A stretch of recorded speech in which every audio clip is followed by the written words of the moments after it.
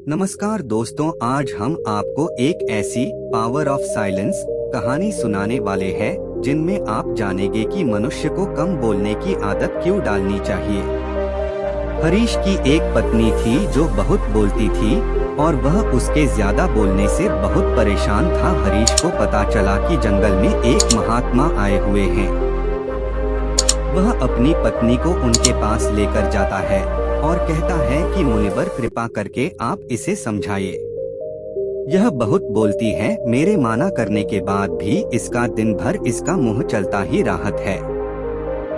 मैं इसे कितना समझता हूँ कि कम बोलाकर चुप रहना सीख, लेकिन नहीं, और हर बार इसकी वजह से लड़ाई होती है। महात्मा मुस्कुराए और बोले, मैं तुम्हें इस बात को एक कहानी की मदद से समझता हूँ। मेरा गुरु का एक शिष्य था जो बहुत बोलता था। वह हर समय इधर उधर की बातें करता था और कभी शांत नहीं रहता था। जब वह दान लेने के लिए जाता तो हर घर से एक नई कहानी लेकर आता और आश्रम के दूसरे शिष्यों को सुनाता, और एक शिष्य की दूसरे से बुराई करता, चुगली और दूसरों के सामने अच्छा बनने का प्रयास करता और खुद के मुंह की तारीफ करता रहता और हमेशा खुद को गुरु के सामने सबसे बुद्धिमान और उत्तम साबित करने का प्रयास करता। वह खुद को सभी शिष्य से बड़ा मानता था। उसका कहना था कि मैं एक अमीर घर का बालक, अगर मैं चाहता तो एक आरामदायक और सुविधाओं से भरा जीवन जी सकता, लेकिन मैं वह सब छोड़कर यहाँ आ गया क्योंकि मुझे खोज करना, खुद को जानना है, जीवन को जानना है। एक दिन गुरु ने आश्रम के सभी शिष्यों को बुलाकर कहा, आप सभी को अगले 1 महीने के लिए कोई ना कोई संकल्प लेना होगा। इससे आपकी संकल्प शक्ति मजबूत होगी और आप में आत्म शक्ति का संचार होगा। आप सभी अपने सामर्थ्य के अनुसार कोई भी संकल्प ले सकते हैं, और यदि 1 महीने से पूर्व आप में से जिसका भी संकल्प टूट जाएगा तो वह अपनी पुरानी दिनचर्या में वापस आ सकता है। सभी शिष्यों ने अपनी शक्ति के अनुसार संकल्प लिए और गुरु को अपने संकल्प के बारे में बताकर वहां से चले गए।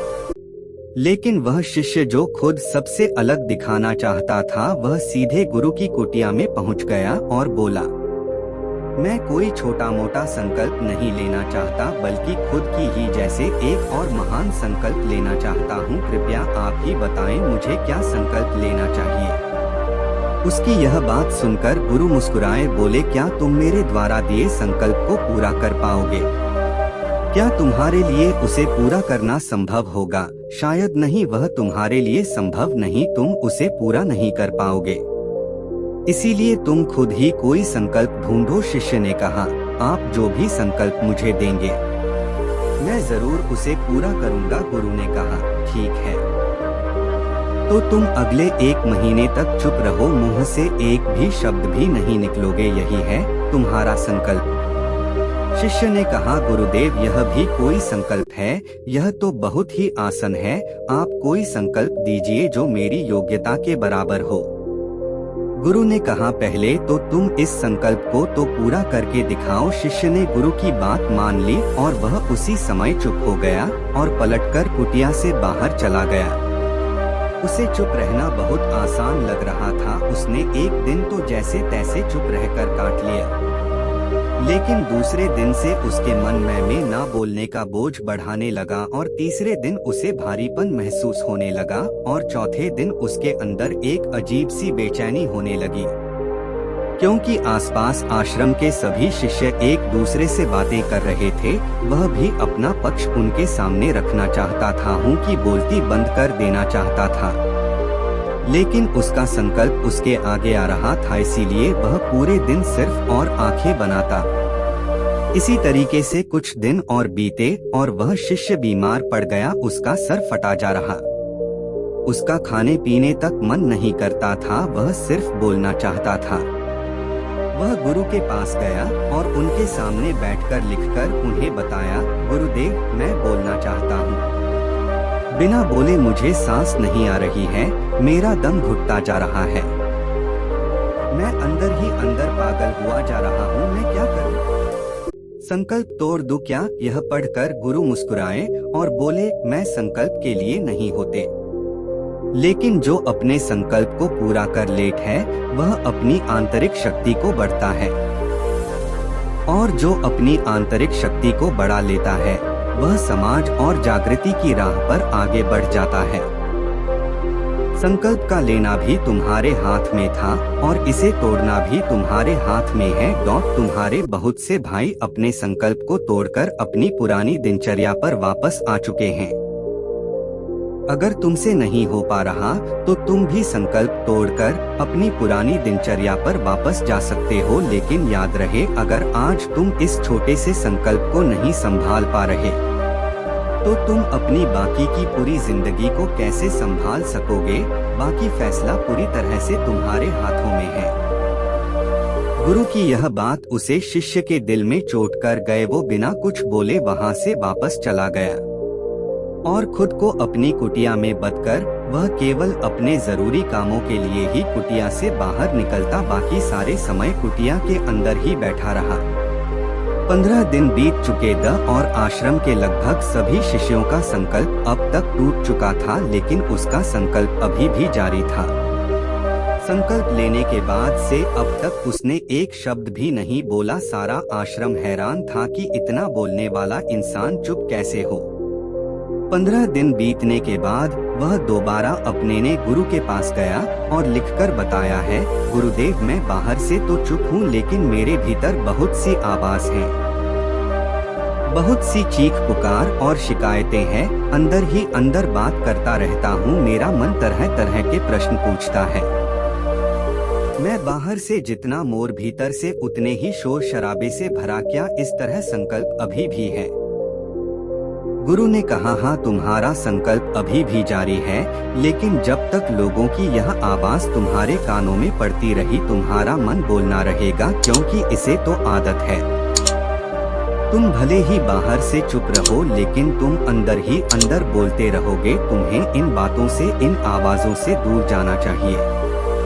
शिष्य गुरु को प्रणाम कर वहां से चला जाता है और सुबह होते ही अपनी कुटिया को छोड़ जंगल की तरफ चला जाता है।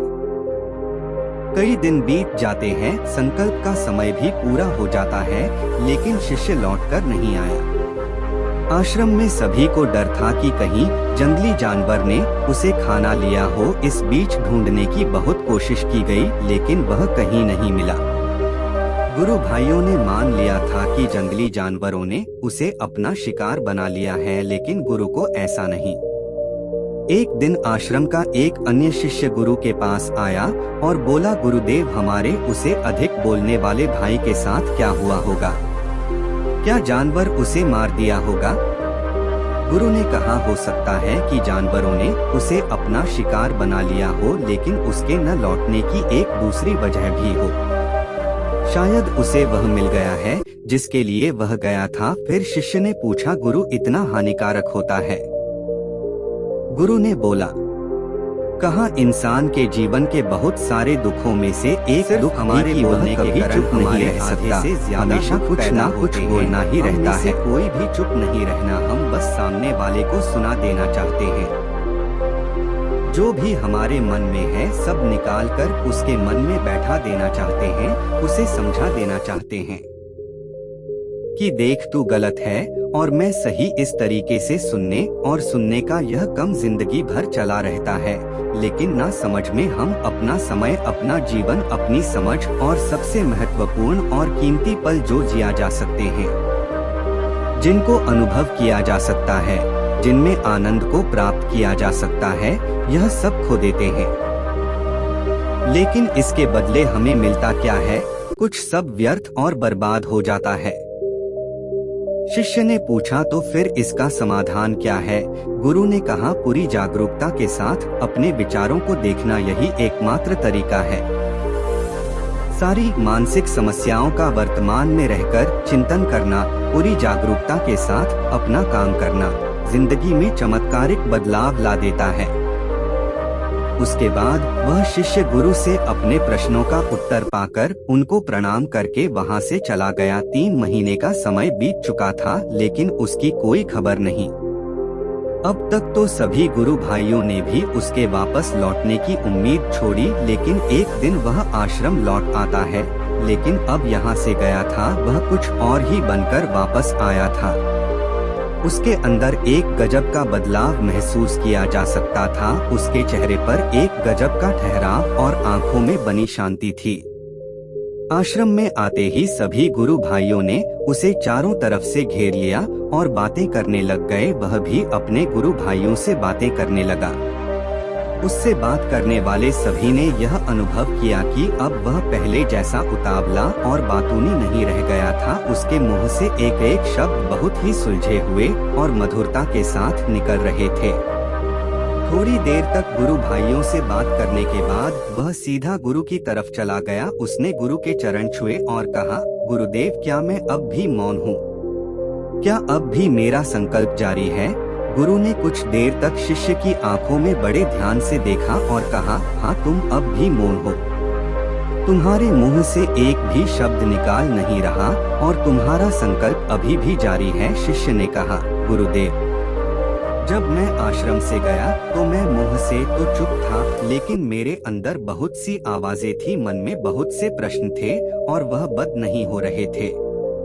तो मैं जंगल में चला गया इस उम्मीद से कि वहाँ मुझे शांति मिलेगी और मेरे मन की बक कम हो जाएगी। लेकिन मैं जितना एकांत में जाता गया, मेरे अंदर की आवाज उतनी ही तेज होती गई।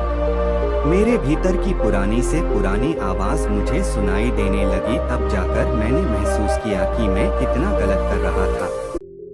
जब मैं अपने परिवार वालों, दोस्तों को और गुरु भाइयों को बुरा भला कहता था, तो उस समय मुझे लगता था कि मैं सही कह रहा हूँ। जब मैं गुरु भाइयों की एक दूसरे से चुगली करता था और उनका मजाक बना था, तब भी मुझे यही लगता था कि मैं उनसे बेहतर हूँ और मैं सही कर रहा हूँ। लेकिन उस दिन मैंने पहले बार महसूस किया कि मैं कितना गलत बोलता था। काफी दिनों तक यह आवाजें, यह शिकायतें मेरे अंदर चलती रही। लेकिन धीरे धीरे करके एक दिन ये सारी आवाजें मेरे अंदर से समाप्त हो गई। अब मैं भीतर से भी मौन हो गया। उस घने जंगल में बाहर से कोई बोलने वाला था नहीं और भीतर कोई आवाज बची ही नहीं थी। और मैं उस दिन पहले ही बार मौन का सही अर्थ समझा। मेरे चारों तरफ बहुत शांति थी, हालांकि अभी भी कुछ आवाज आ रही थी जो पहले भी आई थी, लेकिन मैं उन्हें सुन नहीं पाता था। पर अब वह सभी आवाज मुझे स्पष्ट रूप से सुने दे रही थी। हवा के चलने की आवाज, चिड़ियों के चहकने की आवाज और पानी के बहने की आवाज, ये सभी आवाजें मैंने पहली बार पूरे होश पूर्वक सुनी अपने चारों तरफ। इतनी शांति मैंने पहले कभी महसूस नहीं की थी। तो इस शांति को भंग करने के लिए मैंने पहली बार अपने मुंह से कोई शब्द निकाला। मैं चिल्लाया, हे ईश्वर, यह कैसी शांति है? सभी कुछ इतना शांत क्यों है? ऐसा क्या हो गया? लेकिन मेरे चिल्लाने के बाद भी शांति भंग नहीं हुई। सब कुछ पहले जितना ही शांत था, बाहर भी और भीतर भी है। गुरुदेव, मैंने अपने गुरु भाइयों से बात की, मैंने आपसे बात की। मैं बोल रहा हूँ, मैं चल रहा हूँ, मैं सब कुछ देख रहा हूँ, लेकिन मैं अपने भीतर एकदम एकांत में हूँ। तब भी भीतर से अकेला एकांत में होता हूँ। जब मैं खुद में भी शोर करना चाहता हूँ, तब भी एकांत में ही होता हूँ। अब सब दिखाई पड़ने लगा है, सब सुनाई पड़ने लगा है। गुरु ने कहा, जब तक हम बाहर की तरफ बोलते रहेंगे, भीतर अशांति ही रहेगी। लेकिन जिस दिन हम भीतर की तरफ मुड़ जाएंगे, तब हमारे मुंह से कुछ भी निकलेगा, हम शांत ही रहेंगे। दुनिया में जितनी भी बुराइयां हैं, ज्यादातर हमारे बोलने से ही उत्पन्न होती है, क्योंकि हम चुप रहना नहीं चाहते। हम जितनी जरूर है उससे कहानी ज्यादा बोलते हैं। हम सामने वाले को सुनना नहीं चाहते, बल्कि उसकी बोलती बंद कर देना चाहते हैं। उसे समझा देना चाहते हैं कि मैं कौन हूँ, मैं क्या कर सकता हूँ, और यही हमारी जिंदगी का मकसद बनकर रह जाता है। हम ऊर्जा व्यर्थ के बोलने में बर्बाद होती है।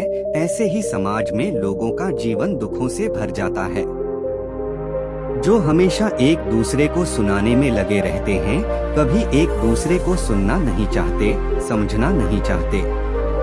और चुप रहना तो उन्होंने कभी सीखा ही नहीं, क्योंकि चुप रहना उन्हें छोटा महसूस करवाता है।